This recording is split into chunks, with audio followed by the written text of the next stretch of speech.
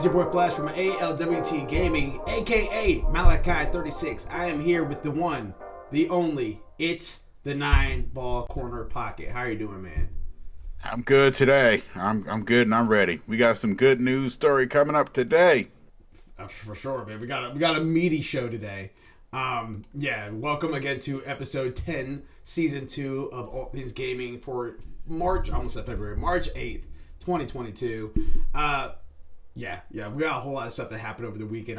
There was so much news that was happening that I even called It's the 9-ball mildew and carrot yesterday just to kind of pre-talk about what was going on. So, man, what's been going on to you? What's new? Digging a little background that's going on right now. For me personally, not too much. It's just been a lot of working and playing quite a bit of Master Duel. Of course, I had to get my level up to 100 on my Game Pass. I haven't did that yet. I did that. I actually did do that. What? I got my battle pass up to 100 on Master Duel. Yeah, my current deck's falling apart. It's not winning as like it used to. So. Oh, don't get me wrong. I quit a lot. I definitely quit a lot. It doesn't even have to be that their deck was so overpowered. It's the fact that if they just went on and on and on, even though I might have the cards to beat it, like I don't have the time to deal with this. I have the time. You already took about 5 minutes of my time, and I'm just sitting there with the cards in my hand. Like on to the next one.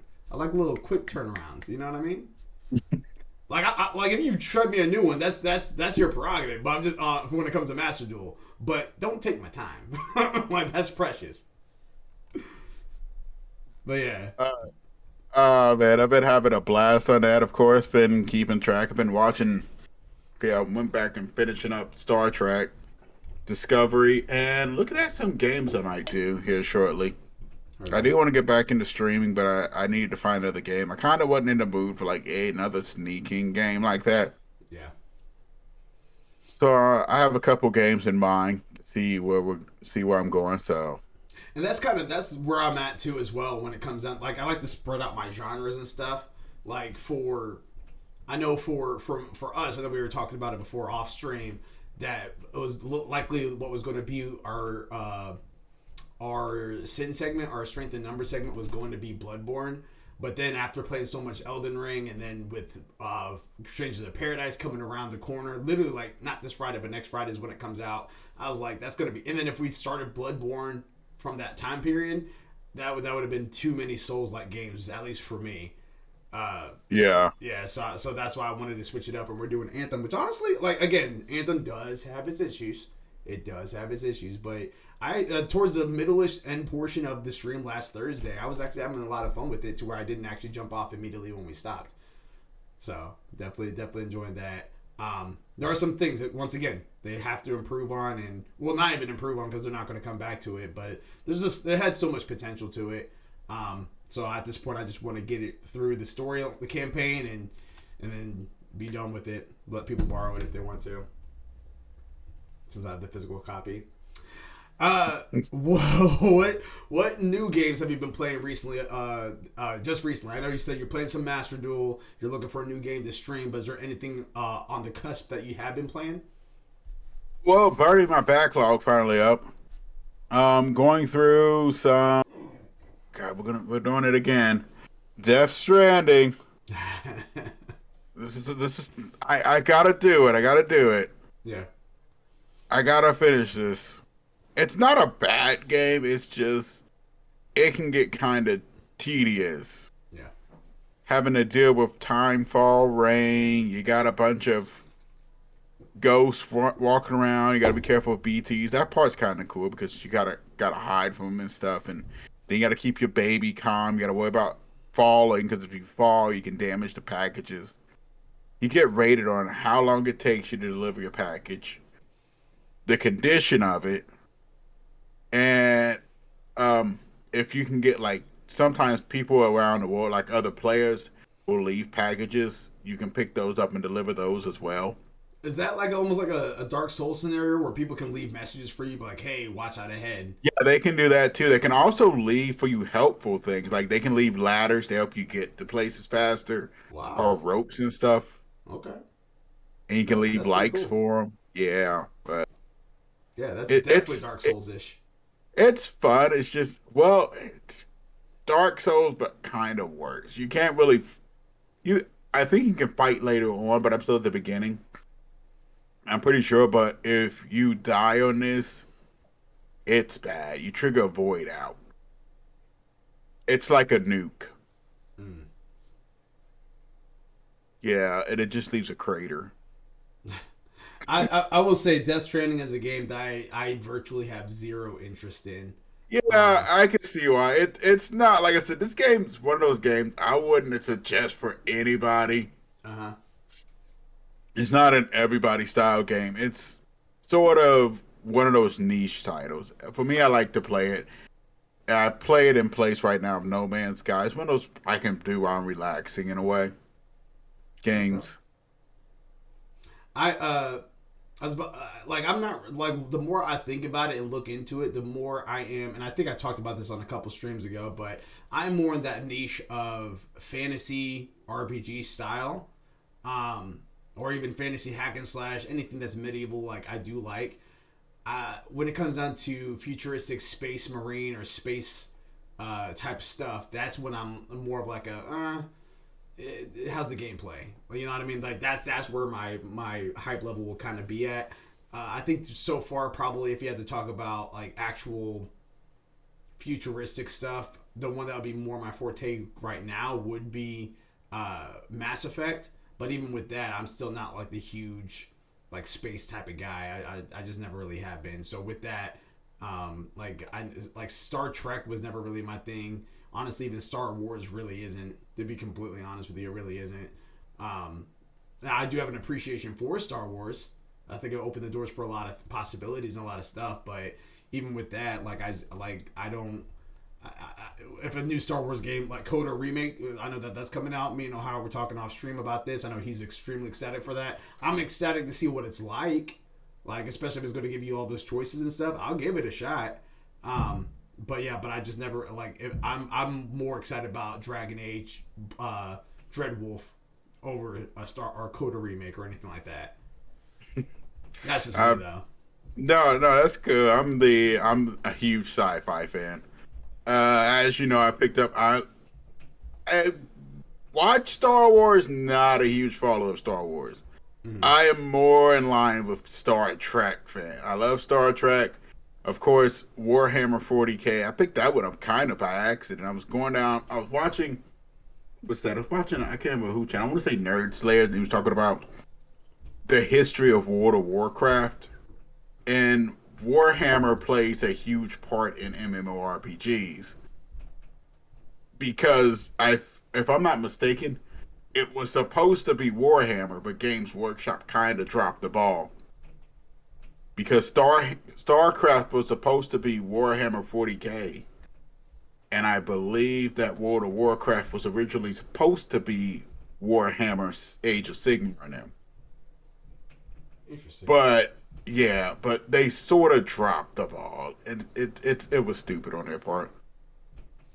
And they ended up going with Games Workshop, and it didn't work out. But I digress.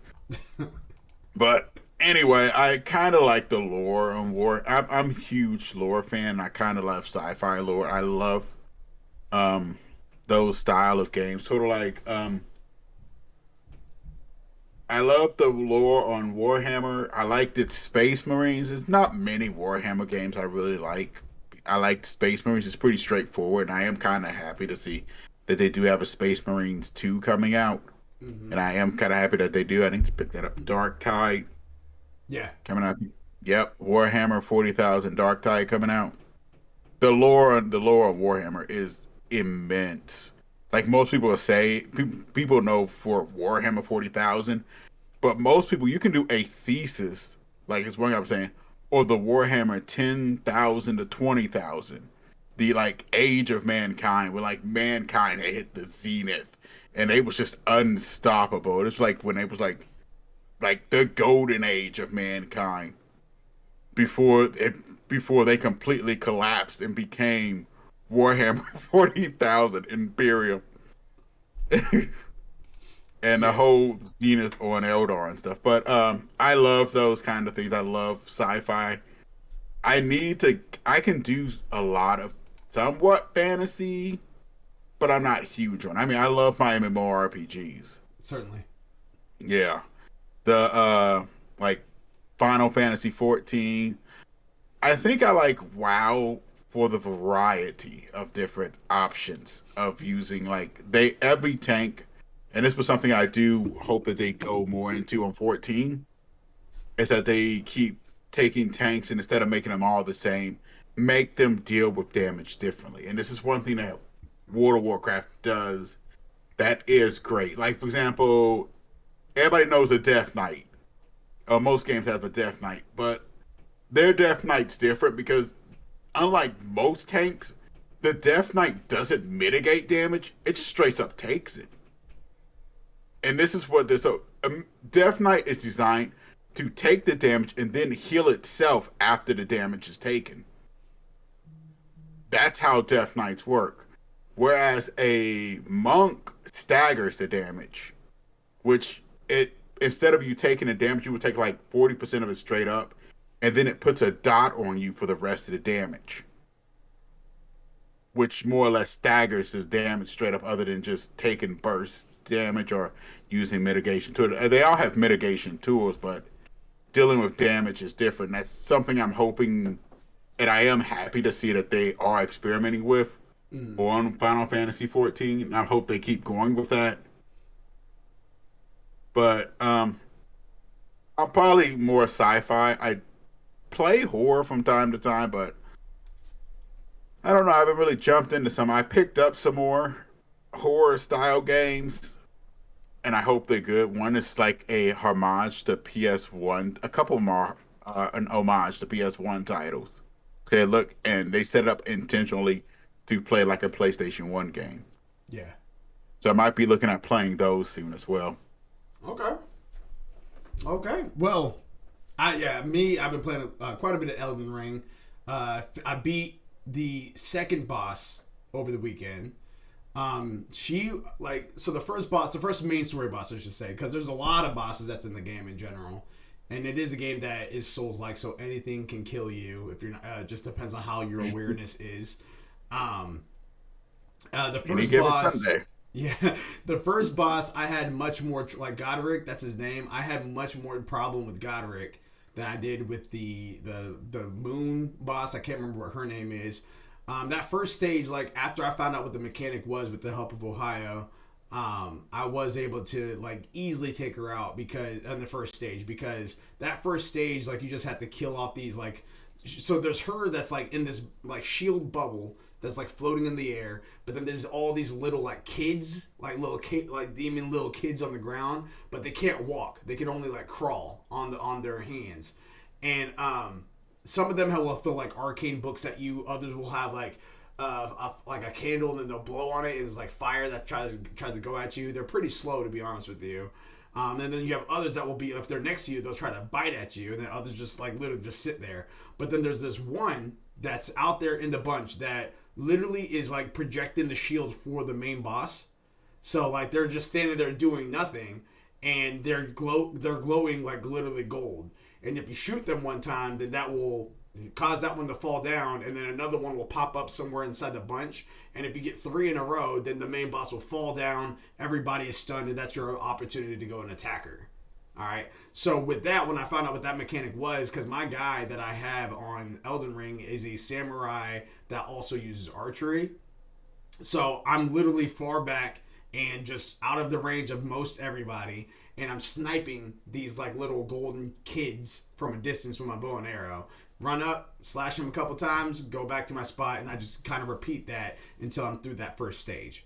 The second stage, that's where it gets a little trickier, because she's just doing all these. She's a mage. She's a straight up mage, so she's doing all these spells, and then she's summoning like pretty much anything inside the game. Like she'll summon a giant, she'll summon a dragon, she'll summon some wolves, she'll summon like a ninja. Like she's summoning all these different types of stuff that will try to take you out. So the trick on that one is try to burn her down before she gets to those summons. That's what Ohio did.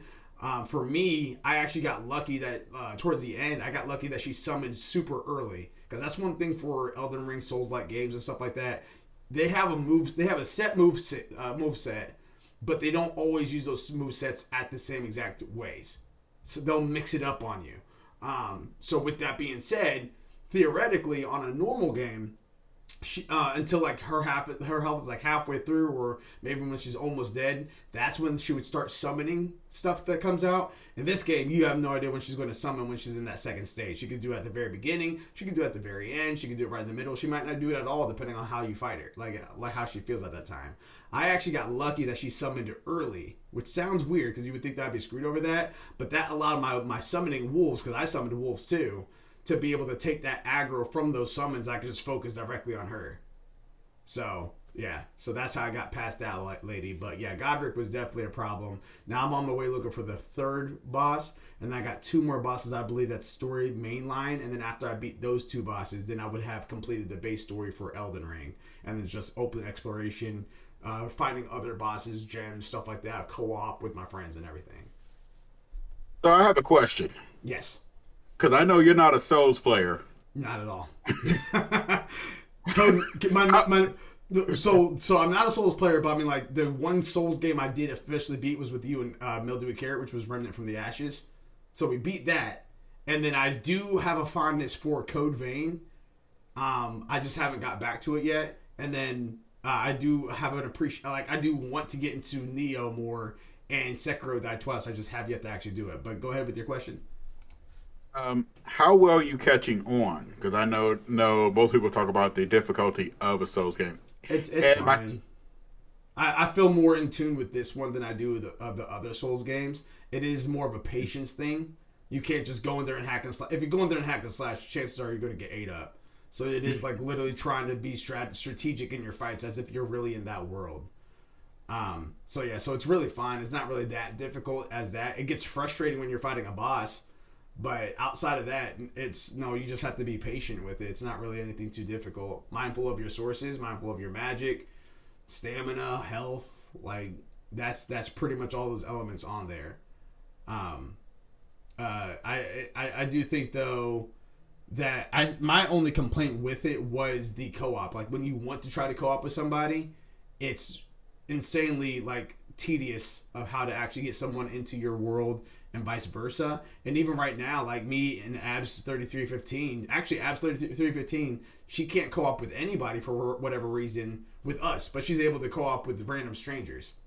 It's so weird. It's just so, like, it is. I don't know why. Like, I've been able to co-op with Silent, Ohio, Gravity Mark. I've been able to co-op with everyone else except for Abs 3315.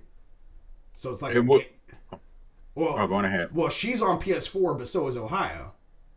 So it's not even a generational thing, because we're all on PS5 except for those two, and I have no idea why it's so hard for us to link up with Abs 33.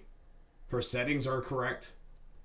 We have the password that we have set up for our individual lobby. It's just, for whatever reason, she just has the hardest time linking up online. So my only suggestion for that one, which I don't know if she's done yet already, but my only suggestion for that one is for her to uninstall the game and reinstall it. See if that fixes something. Now, one more quick question. Yeah. Would this be a game that you would recommend? 100%.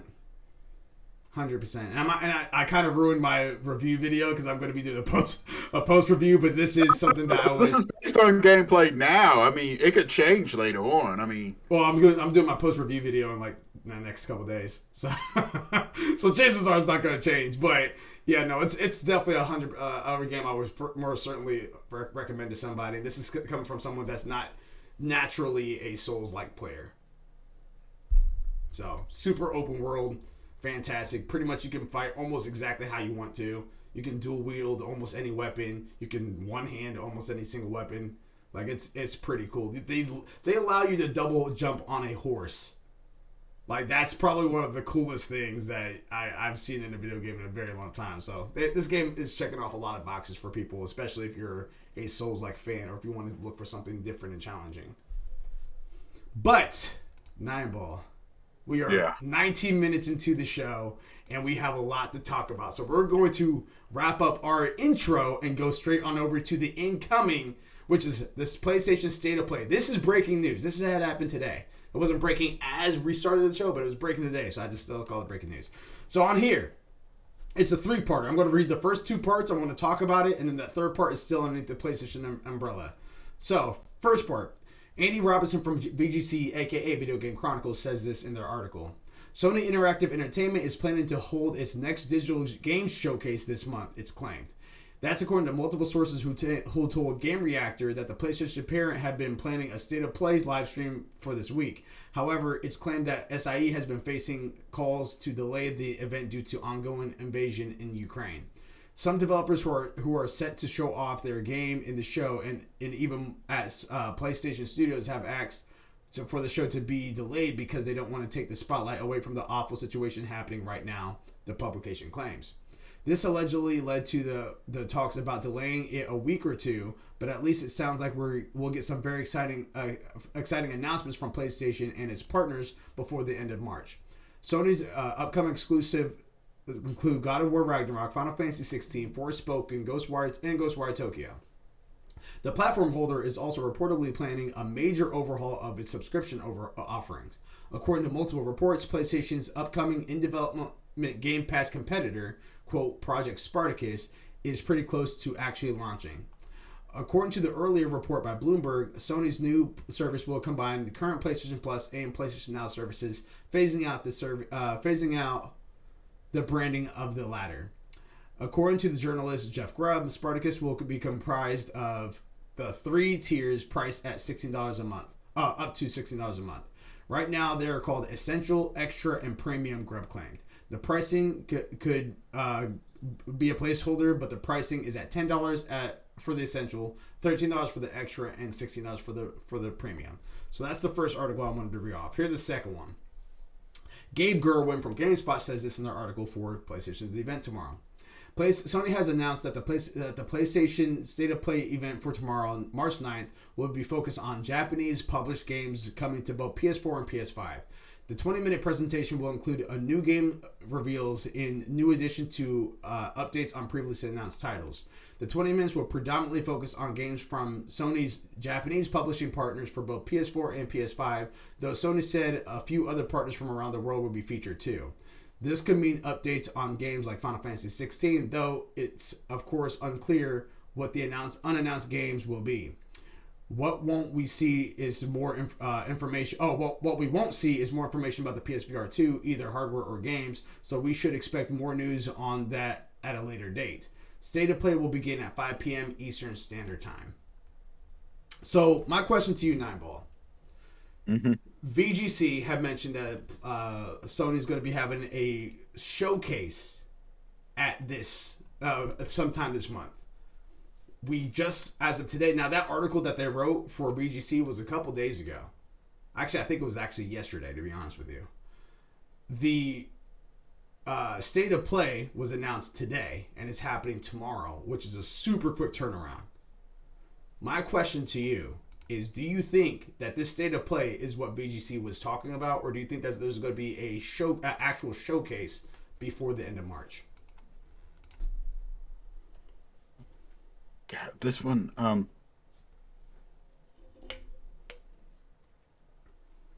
the problem is basically what's going on in Ukraine. And I know they're calling for the pause on a thing, on a delay. And that's going to really affect it. I know they wanted to do it tomorrow, right? Well, that's the State of Play. That they announced that today. That's going to be tomorrow for the State of Play. You're trying to see what they're going to be showing off. So my question to you would be, for what VGC was talking about yesterday, because yesterday they had rumored that there's going to be a PlayStation event of some sort this month. And this might be it. You think that this is it? This may be it. But like I said, with this though, I don't think it's going to be at a later date. I think this is going to be. I think this is it. It makes no sense to run 2 to 3 events on the same month. Well, it would be 2, but that's the part that that's the part that I'm kind of curious about, because whenever you hear about a PlayStation Showcase, you know that has bigger weight, it has a bigger caliber to it. Every single time you hear about the PlayStation Showcase, remember that is when we got the PS5 reveal for the first time. That is the first time when we saw on the second one, which is back in 2020. That was when we saw Final Fantasy 16 actually being worked on for the first time, and we got the price for the PS5s. And so if you think about those two alone, those are already big. Like, we've got big announcements on both of those. That was probably one of the best years for video game announcements, period. Then going fast forwarding from there into 2021, the next PlayStation Showcase started off with Coda Remake. Now, we don't see gameplay, but we saw that was an announcement, and it looked like that's either going to be a timed exclusive or exclusive right now on PlayStation, but I know it's something that's coming to PlayStation first.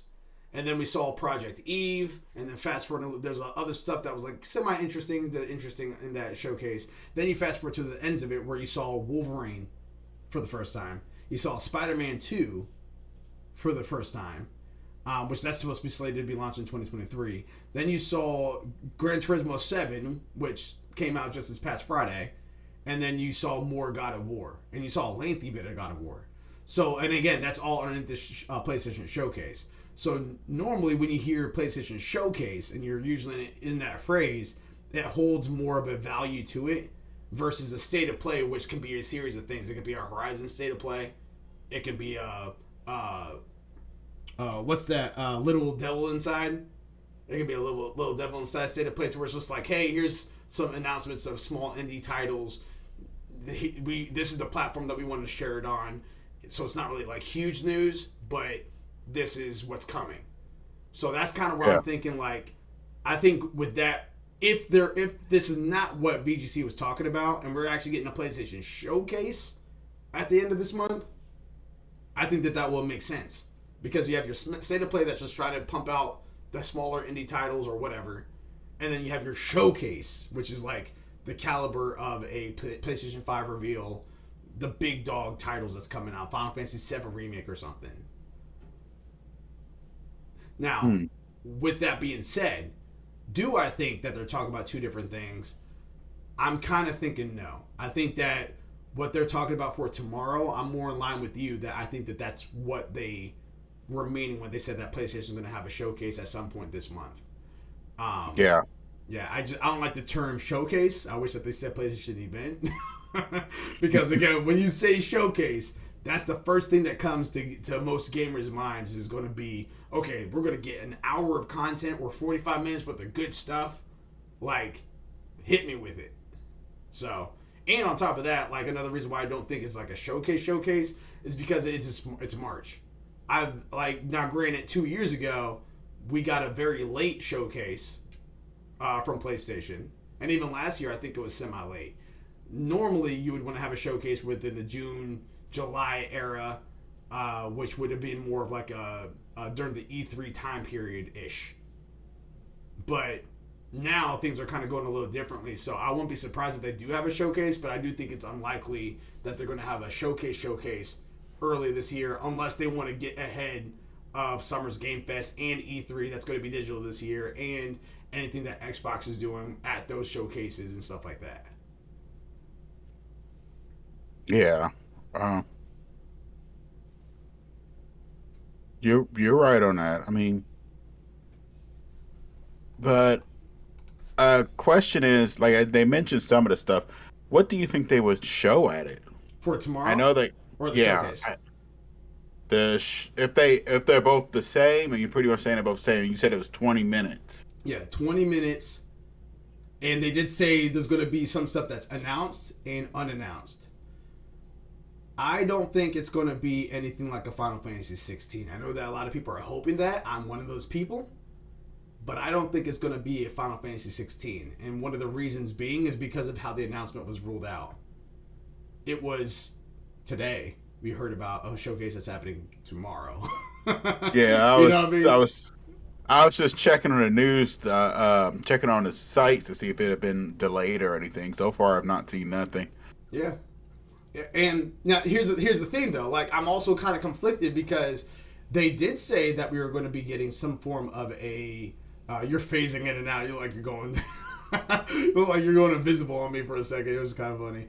Oh, it's not background. Let me get rid of that. I was kind of screwing around with that.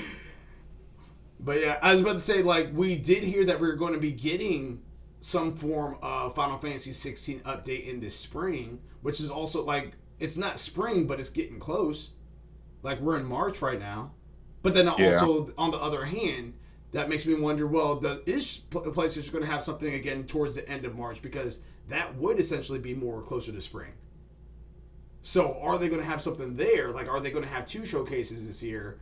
And again, I use the term showcases loosely because tomorrow, if you want to consider that a show, it's really an event that I'm just going to say. And at the end of the month, you can have the actual showcase, which is like you're going to have your next Horizons. They're not going to do that because Horizon just came out. But you're going to have your next Horizon. You're going to have your next God of War. You're going to have your Ghost of Tsushima 2. You're going to have your Asobi, Team Asobi come out with something. You know what I mean? You're going to have all the Final Fantasy 7 Part 2. Remake Part 2, all that good stuff. Like, that's where I would see more at a showcase level event. But that kind of makes me wonder, like, what are they going to be, like, would they really have that 2 in 1 month? So tomorrow, I do think that it's going to be, like, they said Japanese studios. We might get an update on Final Fantasy 16.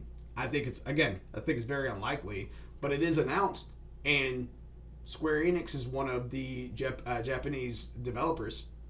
And they just say it's going to be based on Japanese developers.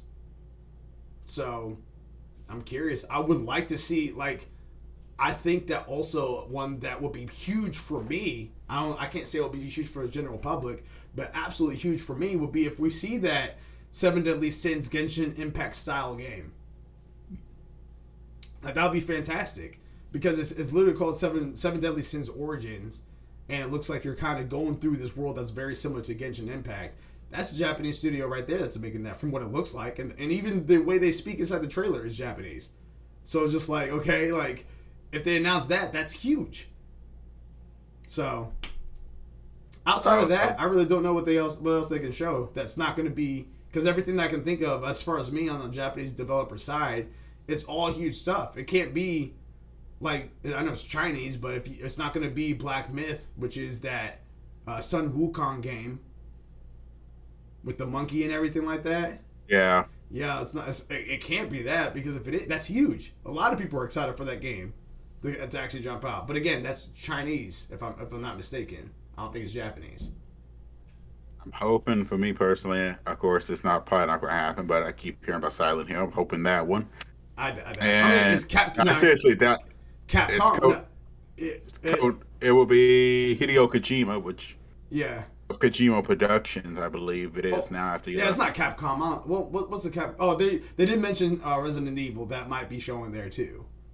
They said that, and that's Capcom. That's what I was thinking of. Yeah, but I know it's not going to show up either. I've been hearing about. I know you talked about it more about the Power Stone if they ever did that one, a remake of something, a Power Stone. Yeah, which I doubt it. But I'm thinking for me, it's gonna be those like 16 and stuff. Everybody's going towards Final Fantasy 16. Might be Street Fighter 6. Yeah, that too. But I'm also thinking this is also going to mention a lot of Spartacus with that around the corner. And that's the thing. I don't know if like that also brings me to my question is I don't know if this would be the place for that. Actually, I think that's story number 3. Let me see here. No, that's PlayStation update. So, we'll yeah, but like, I don't know if this would be the conversation for that because I would assume that you would talk about Spartacus on a whole separate state of play that's focused just on Spartacus, or maybe at his PlayStation showcase at the end, depending on how they're going to do this. If Spartacus is going to have day one releases, which I doubt it will, but if it does, you want to throw that at the very beginning of your showcase. Because you show off Spartacus, you tell them what they do, and then the games that follow that is like, hey, by the way, you get this game on Spartacus. Hey, by the way, you get this game on Spartacus. Like, if you do it like that, I think that's genius marketing right there. They may throw it in at the end. If they throw it at the end, then that makes me believe even more that's not going to be. You're going to get even like you're not going to have day one releases. Like you're just not because I don't think that they're going to be like, hey, here's all these games, And then here's Spartacus. By the way, everything that you saw with some of those games you probably just thought is out of your mind now. Like all those games that we mentioned earlier are going to be on Spartacus. I think that you do it in reverse. You'd be like, hey, here's Spartacus, and then here's the game there. You the trailer like, oh, that looks interesting. Oh, by the way, it's on Spartacus. Oh, well, I can download it now for free. Like that's kind of how that mindset would go if you did it that way. But yeah, no, yeah, I mean, it could be either way. But I don't think tomorrow will be a Spartacus discussion. I think that would be, if there's a showcase at the end of this month, I think that's where that would be at. It's just really hard to tell. I really have no idea what's going to happen tomorrow because I was not expecting this news today. Like I just wasn't. So I really don't know. I think the ones that would make the most sense would be seeing some more Street Fighter 6 because that's technically an announced game. It's Capcom, and yeah. On top of that, even though a lot of people will be excited for Street Fighter 6, it's not like it's not a God of War, it's not a Horizon, it's not a Ghost of Tsushima. So I think that this would be an appropriate level for that. Same thing if they decide to announce a Power Stone. That could be one of the unannounced games, and that's also Capcom. So it could be something like that. And even though I would be thrilled about it, I don't think it's on a caliber that most people would be excited about it. I don't think it would be something that's like breaking the internet, like an Elden Ring or a Starfield or anything like that. I don't think it'd be anything like that. So, yeah. Literally going in tomorrow with a blank slate, which again we're going to be live reacting to for anyone that's listening or watching right now on Twitch or Twitter or listening on Anchor/Spotify.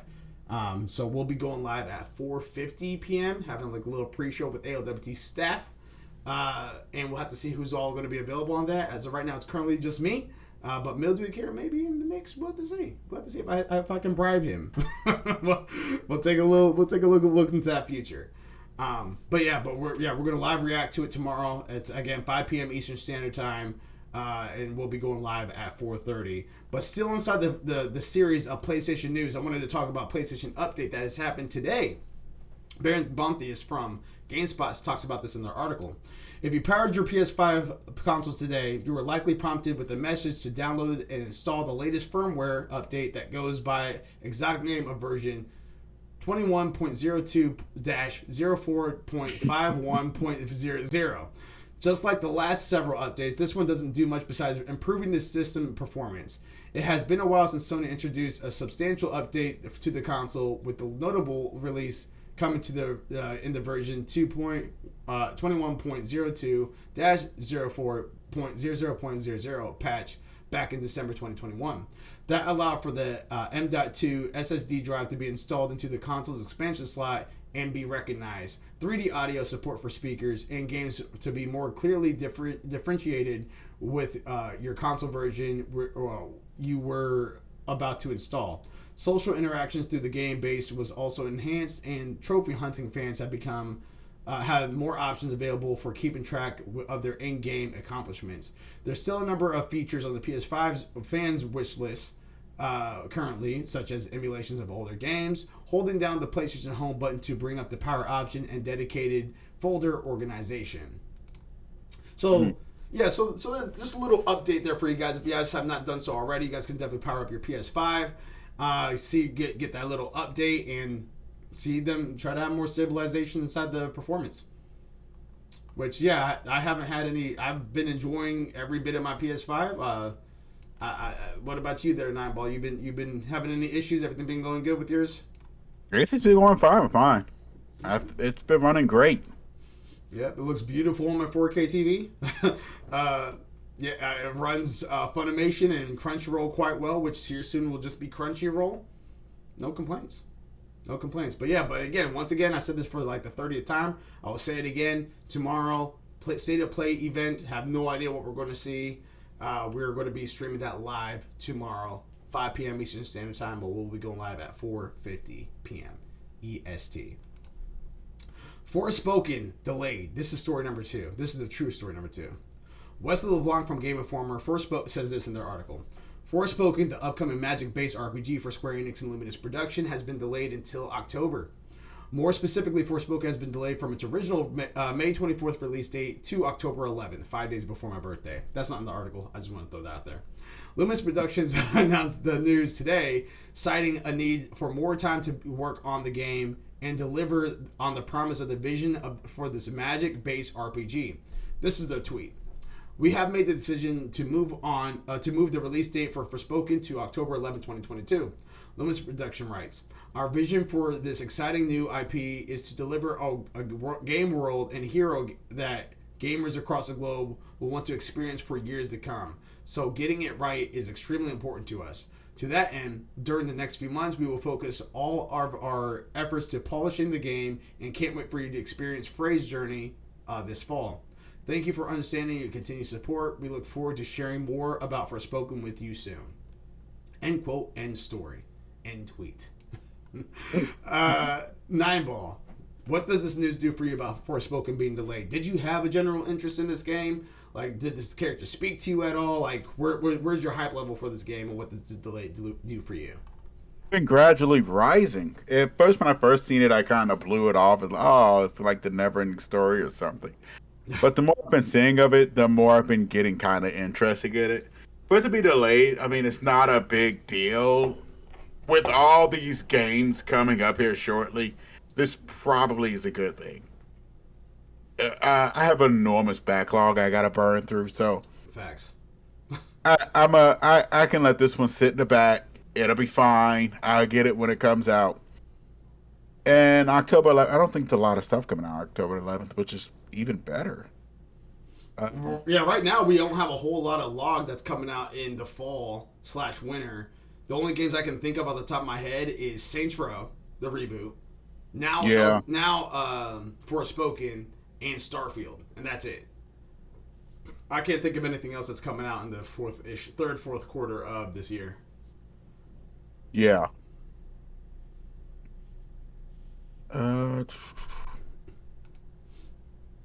As he's looking that up, I am very excited about this game. I was excited about it when it was called Project Athia, so before it even came out with its new name and everything like that. I was very excited about this game. It looked very cool. This is the very first time that I've seen a video game character speak in this way, to where it's like very isekai. Like that's the thing. It's an isekai game.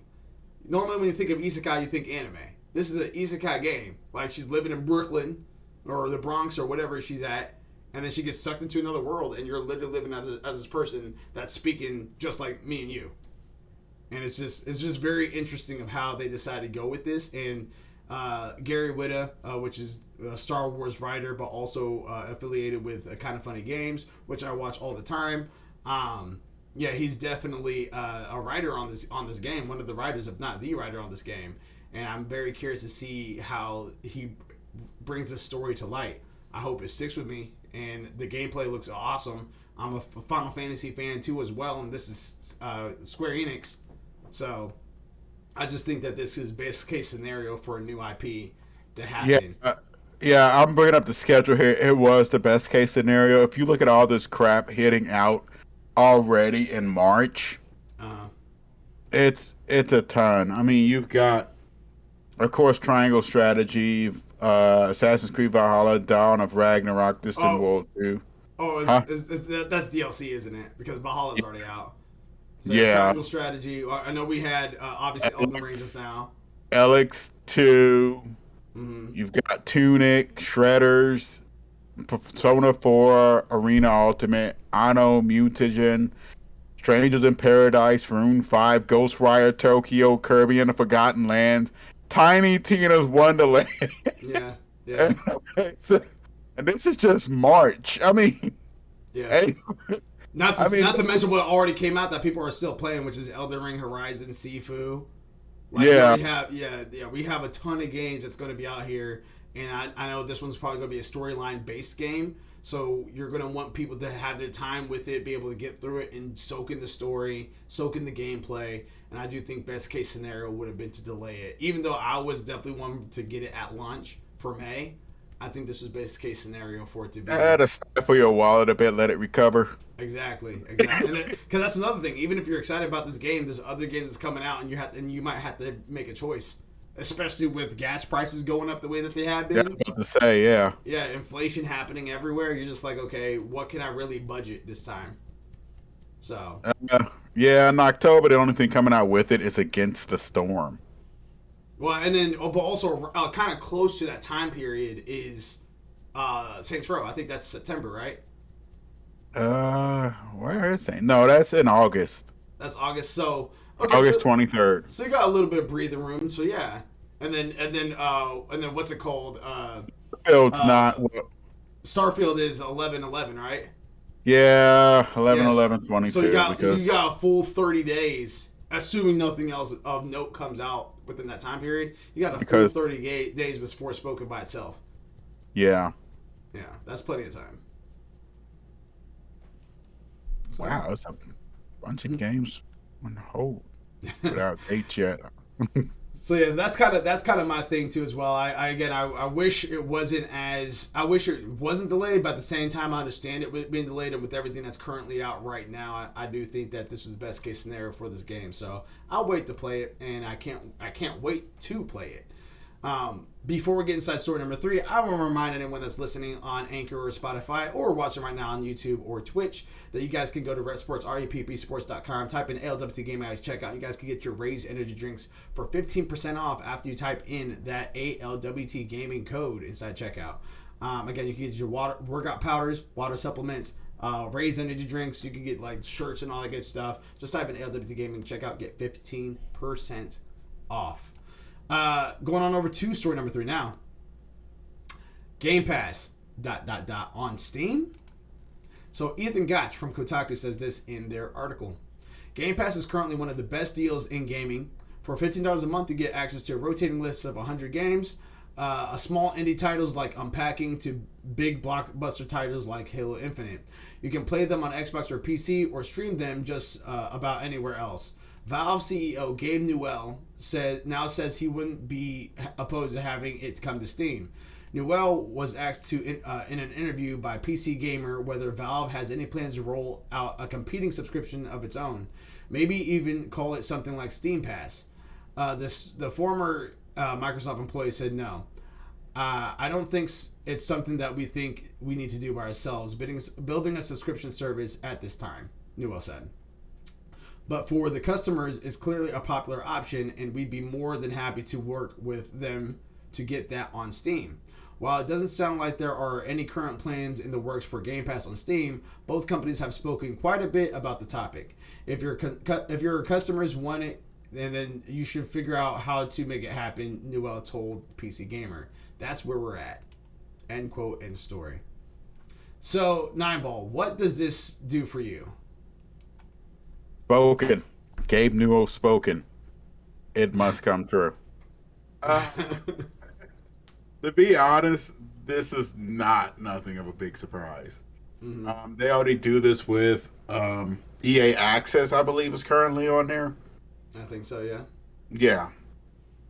It won't really. I mean, this is just another option for them to put Game Pass on there. They already put a ton of games on Steam, and this is probably for Microsoft one of the best options to get yours on one of the biggest platforms on PC to get it to go.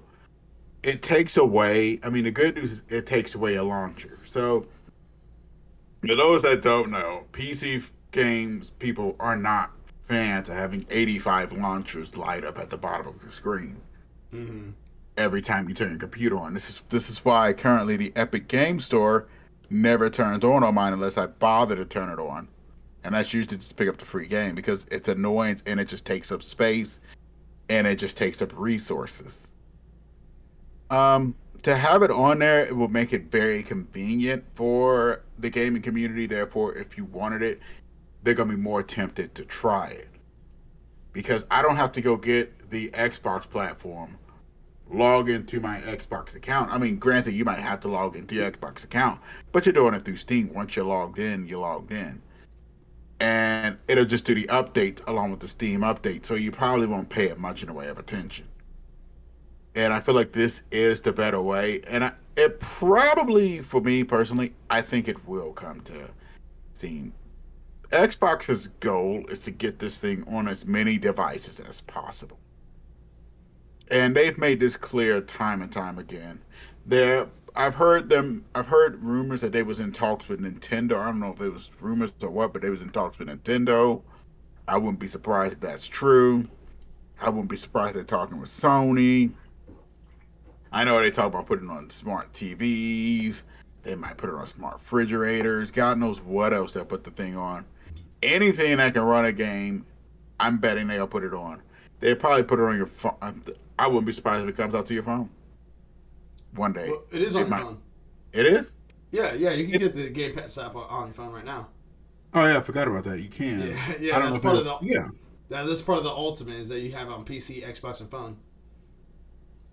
Oh, mine ain't signed in yet. That's what happened. I gotta resign. I forgot it's a new phone. I forgot to sign it back in.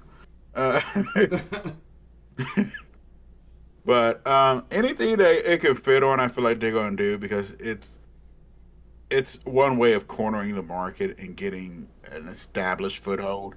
They've worked with Steam pretty well so far, and Gabe Newell pretty much is chill about it. It won't really affect his business. It'll probably be a boom for his business because you'll get Xbox fanboys to be on there, and it might be on there, see some games, and go, well, I can't play this on Game Pass.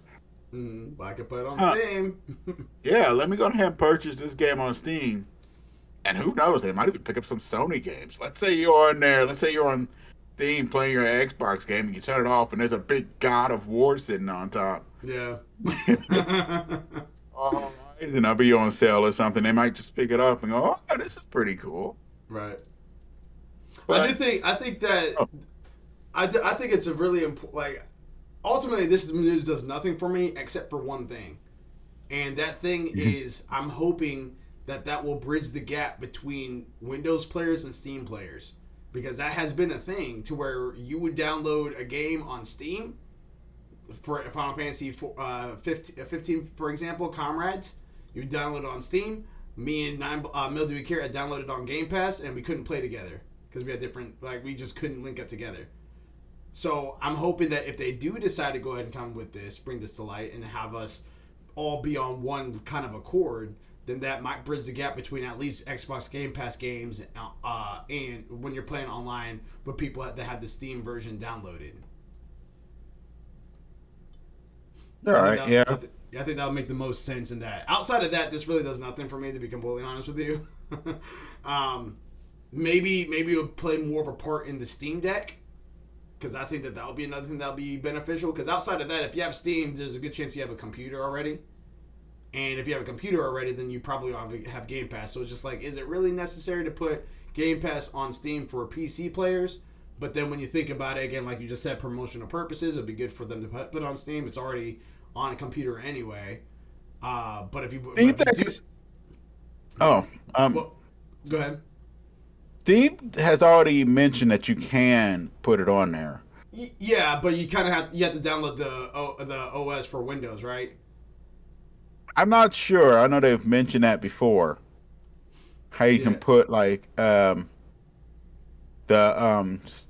you can put Microsoft Game Pass on there.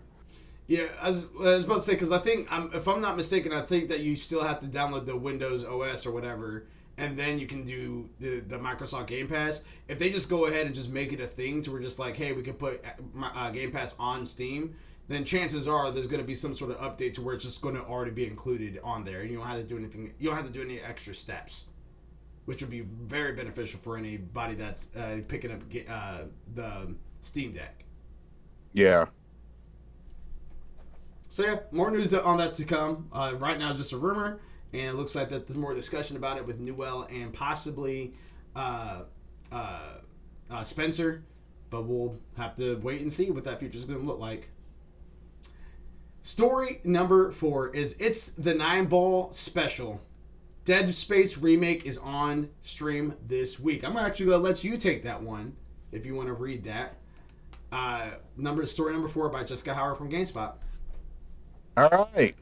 9-Ball Special Dead Space Remake stream. Jessica Howard from GameSpot.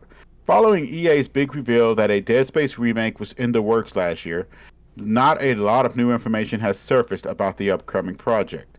However, developer Motive Studio has announced a live stream offering fans early looks at development and what's going on into the remake of a game is coming on March 11th.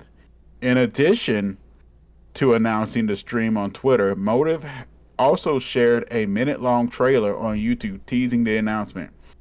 The tense clip features some familiar and eerie sound effects, a splicer, and a brief look at protagonist Isaac Clarke, but doesn't reveal much else.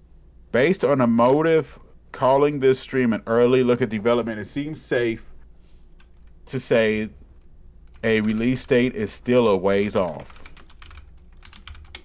I guess I will take this one. This is interesting. I mean, anybody that knows Dead Space knows that it left on, let's say, a sour note. Where it ended at was Pretty much, it left at a huge cliffhanger before they completely canceled the story, and they just left you there. I felt like the game could have went so much further, and hopefully, I was always hoping that they would pick it back up. Now, I want to see how Motive handles it.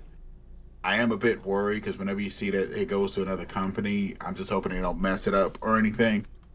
The remake should more or less follow it faithfully. I feel like it needs some update graphics.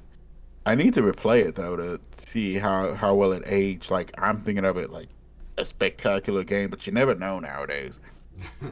Some games I played, I thought it was like brilliant. Then you go back to play them again, you're like, oh, Dragon Age, the first one. That's the, yeah. that's my thing. Like it was definitely that way for us until I want to say probably about like even right now when you go back and play it, it still is kind of a grind to do at the very beginning, but then afterwards it you're just like, okay, I get the gameplay, it speeds up, it feels good, all that good stuff. That's where I'm at. I mean, I really want to see where this game is and how well it aged and everything.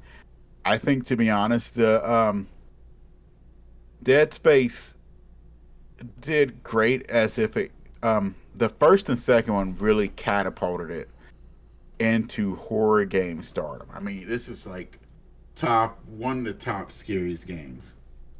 The first one, the second one, the third game was more of a competent shooter, but the Awakening DL, I think it was Awakening. Was it called Awakening? I can't remember what it was. But I think the Awakening DLC did a good job to bring it back. I mean, yeah, I love the multiplayer, like you could play with your friends and stuff.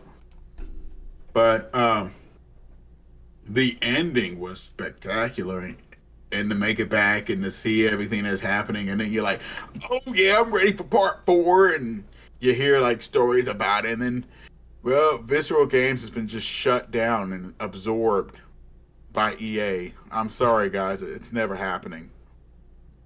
But lately I've seen them picking up older franchises, which I'm glad to see, and going, okay, we're gonna give this another chance. Recently, Mass Effect has been picked up, and they just did what was it, the Legendary? Yep. Yeah, Legendary Edition when they put all 3 together, Yep. which I'm probably going to be going through here shortly. And they have already teased at a Mass Effect 4. Mm.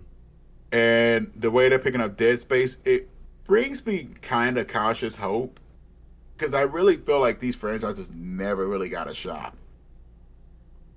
I'm hoping that maybe they pick up one time. I mean, I know I want to say who else was I want to say Ohio was on with me, and I talked about who wasn't on here, but we was talking one day. We was playing Smarter Sunday. Talking Jade Empire. Jade Empire. I'm hoping. I'm hoping that they pick that up. I know it was who had it? I know it was BioWare. I want to say BioWare. I think EA and BioWare. Yeah. But It's I'm on hoping the that it's on the would... EA access right now. Like it's on the EA launcher. So yeah. Okay. Good. Yeah, I bought it. I already got it. The minute I saw, I think I got it on GOG. Because the minute I saw it, I just had to buy it. It was just like, ooh, $5. There you go. It's worth a pickup. I don't think it aged like spectacularly well, but the story is great. And I'm thinking that, to be honest, a lot of these franchises that they're doing this with, I'm hoping that they do a good job on to bring them back, really enlighten them, and finish them off. I mean, Dead Space deserves Dead Space fans like myself, we deserve to see what happened. How Isaac Clarke and them will bring this full circle, and how this will conclude. Just like the fans of Mass Effect deserve to see what happened to Shepard and not Three Colors with just like a story at the end. So do us justice. Give us the endings we deserve and make it for another thing. Make it for Mass Effect. I mean, not Mass Effect. Make it for Dead Space fans.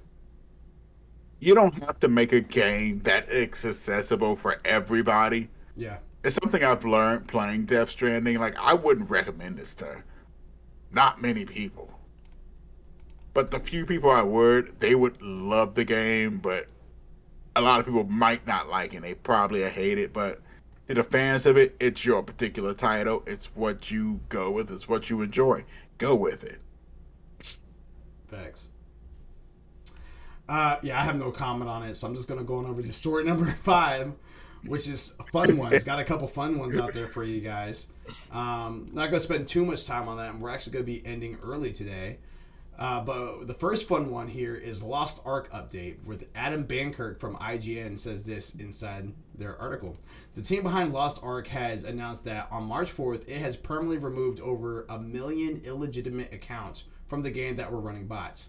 The news was shared via a blog saying that it understands botting has been a huge problem since Lost Ark's launch, and the team has been hard at work on crafting effective tools and methods to identify and remove bots from the game.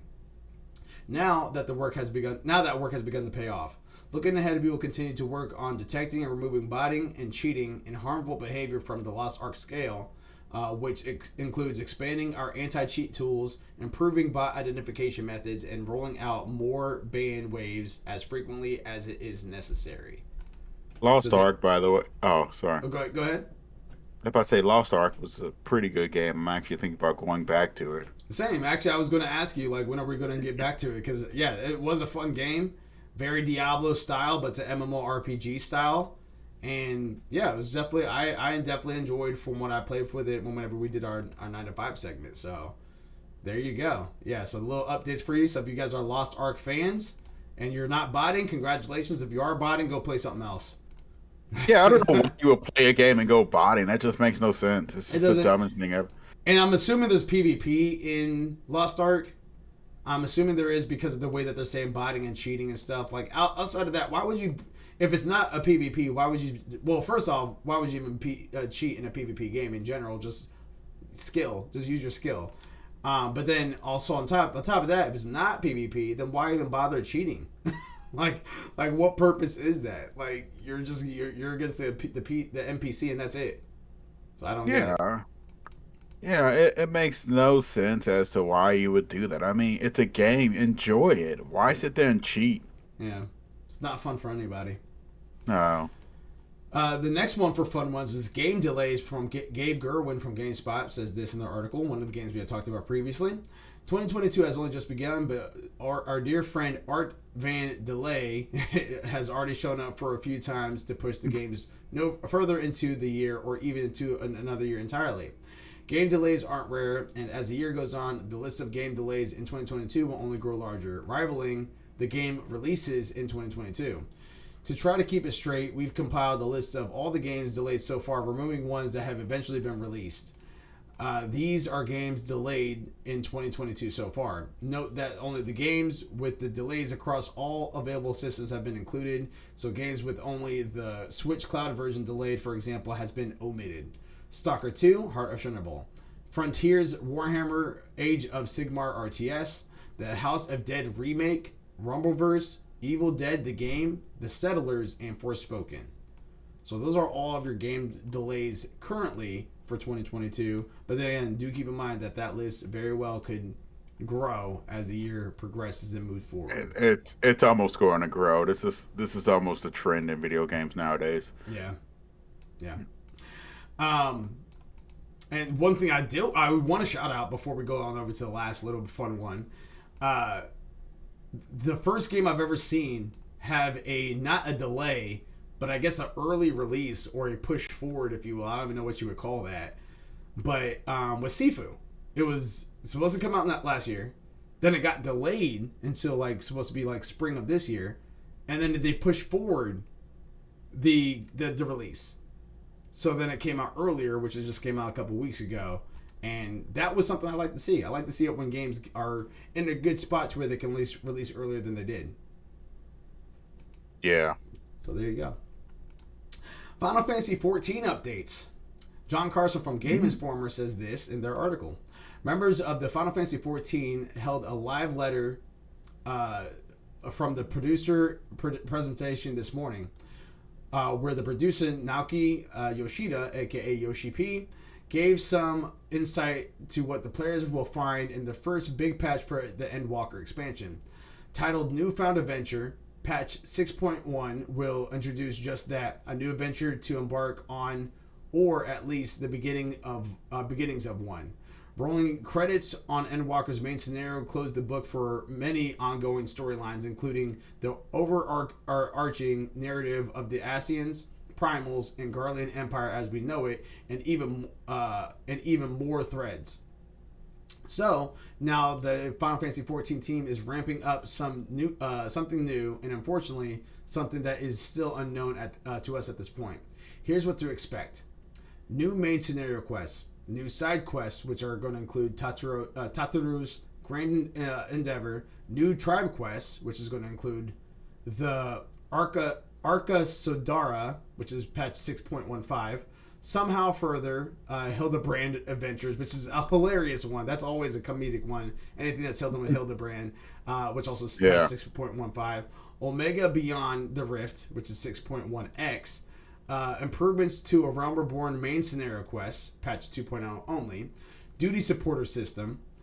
New dungeons, new trials, which are going to be the Endsinger's Area. New Unreal Trial, which is Ultima's Bane. New Alliance Raid, which is Myths of the Realm Part 1. New Ultimate Duty, which is Dragon Songs Reprise, patch 6.11. New PvP constant, which is Crystalline Conflict. New Custom Deliveries, which is Ameliance, which is patch 6.15. New Residential District, so a new area to live. That's kind of cool. Imperium, Adventures Plates, the Unending Codex, a new data center travel, which is patch 6.18, additional new game plus chapters, features to try on items from the Final Fantasy 14 online store, and new mounts, minions, and emotes. So a lot of good stuff inside that Final Fantasy 14 update if you guys are MMORPG fans and like Final Fantasy 14. Haven't played 14 in about a week or two. Actually, it's probably a week, actually, because I did go ahead and swap between Elden Ring and 14 for a little bit. This update is great, and I can't wait to get to this point. It's still going to be a while for me. I'm still inside Stormblood. But, again, I'm inside Stormblood, so I'm not super far behind. Like, I'm out of Heaven's Word. I'm outside the base of Realm Reborn. I think I'm about maybe getting to the middle of Stormblood, and then once I get through that, then it's going to be Shadowbringer, and after I get through Shadowbringer, then it's going to be Endwalker, and I can't wait to see what that has in store for me. The story's just been fantastic, impeccable, and cannot wait to play more of that when I have the time to play more of that. What about you then, Eyeball? Yeah. Any of those fun ones do anything? Well, I know we just talked a little bit about the first two, but any updates for, like, any insight that you have for Final Fantasy 14 update? I've been meaning to get back on it. I've neglected it. I've taken I'm not going to say I neglected it. I kind of take a break from it. I had a couple games I've been running through. Like I said, I've been playing a lot of Master Duel, but I've been looking at 14. I'm coming back to it. Probably going to do it sometime here shortly. Just going ahead and get on up to 80 and get the last quest done, so then I can just call it. Right. And then get to the end game content. Yep. Yeah, it's always that stuff that's in between that kind of feels a little stretched when you're going from DLC to DLC. Yeah. Yeah, that's that. All that stuff in between, because it's just a whole other scenario in there, and I definitely liked how Heaven's Word on over to Stormbringer did it. I mean, not Stormbringer, but Bloodstorm. I like how they did it, because it definitely felt like it was a main part of the main story still, which was really cool. Plus, it had dragons in it, which was awesome. A lot of fun there. That's how I got my dragon mount. Can't complain. That does it here for All Things Gaming, episode 10 for season 2 of 2022, which again, this is March 8th. As a reminder, tomorrow we have a 3-day stream pretty much in a row. We just wrapped up this stream. If you guys want to rewatch it, make sure you guys are following us on YouTube. Just type in ALWT Gaming inside the search bar. If you can't find us that way, just type in At Least We Tried Gaming, because that's what ALWT Gaming stands for, and At Least We Tried. Of course, social media platforms such as Twitch, Twitter, Instagram, Facebook, all of that. Just type in ALWT Gaming. Tomorrow, again, 5 p.m. Eastern Standard Time is the State of Play. So we'll be going live at 4:50 p.m. on the dot. And, of course, you guys are welcome to hang out with us and see what PlayStation has in store, because I have absolutely no idea what's going to happen there. And then Thursday is our SIN segment, the Strength in Numbers segment, as we go through further inside of Anthem. That's right, Anthem. And we're going to try to get through that base game, see how it ends, and see why everyone hates it so much. It's a beautiful game. But we're just going to get through that. And then after that, we're going to be, of course, once we're done with Anthem, we're going to go over to another co-op campaign style game that we can play together. And then this, not this Saturday, but next Saturday, which I, of course, I went ahead and skipped that SIN segment for next week. And I went ahead and skipped that All Things Gaming for next week as well, which you guys can check out same time. Is going to be our 9 to 5 segment. So next Saturday is a 9 to 5 segment where we'll be playing Digimon Master. Ooh, it's not Master Duel. What's it called? Let me take a look at this. It's not Detective. It is. Let me see. Oh no, it is. It's Digimon Masters Online. Oh. Yeah, Digimon Masters Online. We'll be playing that not this Saturday, but next Saturday. So again, tomorrow, 5 p.m. Eastern Standard Time. This Thursday is going to be 8 p.m. Eastern Standard Time. And then fast forwarding to next week, which is All Things Gaming episode 11, which is 6 p.m. Eastern Standard Time. And then that SIN segment, 8 p.m. again. And then it's going to be our 9 to 5 that following Saturday. So, of course, we'll go ahead and let you guys know all this. Before I let you guys go, because I did have it up here, and I can't believe I didn't talk about it. Fantasy Gaming League. We want to give you guys a little update on that, because there's some new games that came out. And some good stuff, and some bad stuff. So here we go. Talking about this, Ohio in the lead right now still. How fantasy gaming works, 100-point scale. 70 points is the threshold. Anything above 70 points gains you points. Anything below 70 points loses you points. So on a Metacritic, if a game scores, let's say a 90, then that's 20 points above 70, so that gains you 20 points. Anything that's below 70 points, so if it says it's a 60, will lose you points. There are things on there called counter picks, which if I have a game and it's a 9-ball, choose that game as his counter pick, he's trying to mess me up. If that game does not come out, I can't drop it. So that's going to make me lose out on points because I can't pick up a new game to replace that. If it does come out and it does great for me, then that means I not only do I get the points, but 9-ball loses the points because he counterpicked it. So whatever points that I would have gained, he would lose, and vice versa. If it does poorly and I lose the points, then he gains those points because, again, he had called it that I wasn't going to do well. One thing that I never did actually mention on here, because we never actually really had this, I think maybe one time last year, but it didn't result in the win, so just want to throw this out there. Anything above 90 points is double points. So if a game gets a 91, then that's 20 points above 70, because it's actually 21 points above 70, but 20 points above 70, which is just base points. But then he gets, instead of getting 1 point, he actually gets 2 points. Because it's 91 is 1 point above 90. So he gets 2 points. It's double the points on that one. In this case, we have Ohio, Make Ohio Great Again, has Pokemon Legends Arceus, has 14 points, which got an 84 on Metacritic. Sifu got 10 points, which got an 80 on Metacritic. He has Lego Star Wars, The Skywalker Saga, it's pending to come out. Marvel's Midnight Suns, pending to come out. Elden Ring got him a 32. Normally that would have been a 26. But because he got 96, which is 6 points above 90 and 20 points above 70, he ended up getting an extra 12 points on top of that. So it ended up being a 32 for him on that. Teenage Mutant Ninja Turtles, Shredder's Revenge, pending. He has 2 open spots still. He has a counter pick of Suicide Squad Killed the Justice League, which is not coming out, and that's on Renzoku-ken's list. Renzoku-ken has God of War Ragnarok, pending. Triangle Strategy came out at 12 points, so 82 on Metacritic. Suicide Squad killed the Justice League. Not coming out. Chocobo GP got a 69 current. It's pending at a 69, I should say. And that was counterpicked by Mildewy Carrot. So right now, as it stands, Mildewy Carrot is gaining 1 point, while Zokukin is losing 1 point. Kirby and the Forgotten Lands, pending. Final Fantasy 16, pending. Metroid Prime 4, pending. He has an open spot, and he has a counterpick of Diablo Immortal, which is on Illis B Live's list. And Illis B Live has Dying Light 2, Stay Human, which scored 6 points, so it's 76 on Metacritic. Bayonetta 3, pending. Stranger of Paradise, Final Fantasy Origin, pending. Mario plus Rabbids Sparks of Hope, pending. Diablo Immortal, pending. Shovel Knight Dig, pending. He has 2 open spots and his counterpick on Saints Row. Saints Row is on... It's the 9 Balls list, which I'll go over right now. It's the 9 Ball has Legend of Zelda Breath of the Wild 2, pending. Tiny Tina's Wonderlands, pending. Heart of Chernobyl, which is delayed. How long was that delayed until? Is it delayed until next year, or is it just delayed right now? I thought it was delayed to right now. I was saying December. Yeah, December 8th is showing up right now. So it's late, but we'll see. Saints Row, pending. Total War Warhammer 3. It got 17 points, which is 87 points on Metacritic. Senua's Saga Hellblade 2, pending. He has 2 open spots and has a counterpick of Marvel's Midnight Sun, which we had said before was on Moga's list. Make Ohio great again. You have me representing ALWT Gaming with Horizon Forbidden West, got me 18 points, 88 on Metacritic. Plague Tale Requiem, pending. Starfield, pending. Ghostwire Tokyo, pending. Gotham Knights, pending. Redfall, pending. Mario Strikers Battle League, pending.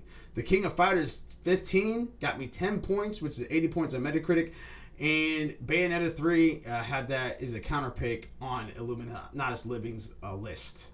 And then lastly, our former leader, our former winner is Gran Turismo 7 with Carrot Patch Inc., a.k.a. Mildewy Carrot, has 17 points, which got him 87 points on Metacritic. Forspoken, pending. Tunic, pending. Splatoon 3, pending. Stray, pending. Salt and Sacrifice, pending. Advanced Wars 1+2 Reboot Camp, pending. He has an open spot, and he has a counterpick of Chocobo GP, as we mentioned previously, which is on Renzokukin's list. So there you have it. That is everybody's list right now for ALWT Things Gaming, for our Fantasy Gaming League. Of course, we go ahead and give you guys the little updates, all that good news, all that good stuff. 9 Ball, any last words before we dip on out of here? No, I've got none. Just